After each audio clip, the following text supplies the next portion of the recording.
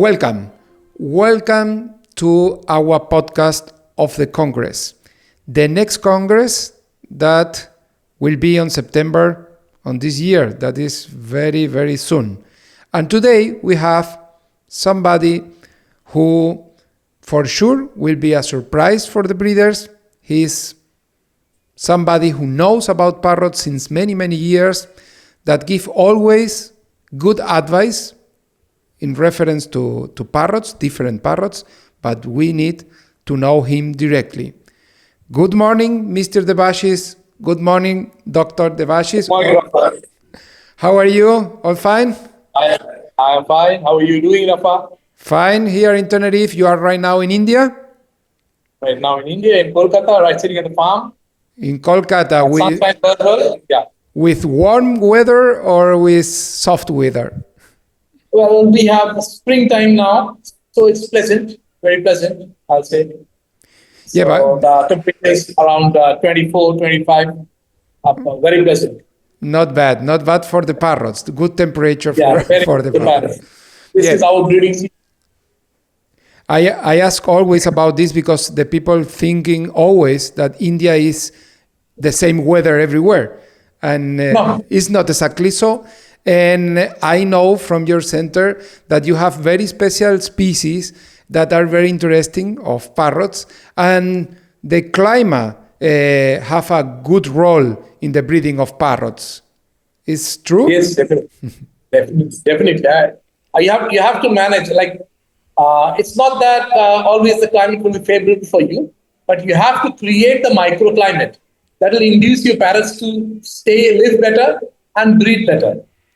So that's when you do the modification of the environment, or when you basically change the environment to that extent, you create a micro environment for the specific bird from specific locations. You induce them to breed. Also you have to have year round. You have to have a period when the parrots breed. You have to have a period when the parrots rest. You have to have a period when they molt. So everything must match it. They have to have the weather that they're used to, as much as you can, to the extent. Perfect. Exactly these concepts are so important because the breeders of the Congress, coming from so many places over the world, and everyone want to take the tip necessary to breed with different parrots. But explain to us now your specialty in parrots. Which group of parrots is what you prefer, or your lovely species? Tell us, which one? You are asking me to choose between my various children, right? We have a lot of varieties. We breed the cockatoos, including the black palm cockatoos. We breed a lot of macaws. We breed a lot of medium-sized parrots. Australian parrots. We breed Indonesian parrots. So we have everything. I can't choose as such. But definitely, the rarer varieties, we had a very, very good success with the black palm cockatoos this year. And we have bred in large numbers this year.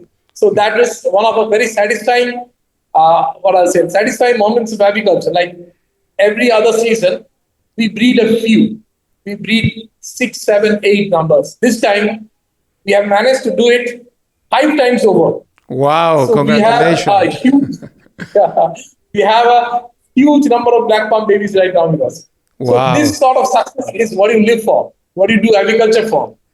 That is important. That is important, the development of the breeding of some species that are so difficult as this one. That is really, really interesting. You will speak about this in our convention, or do you want to speak about a specific group, lorries or another ones? I'll speak about what the breeders want. What the breeders want is every day in the morning, they'll go about, open the nest boxes. They want to see eggs.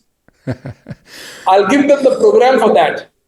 I'll give them the code for that. Yeah. So basically, how do you induce your parrots to breed? So that is what my topic for the convention will be. What do you do to make the parrots feel at home, feel at ease, feel like breeding?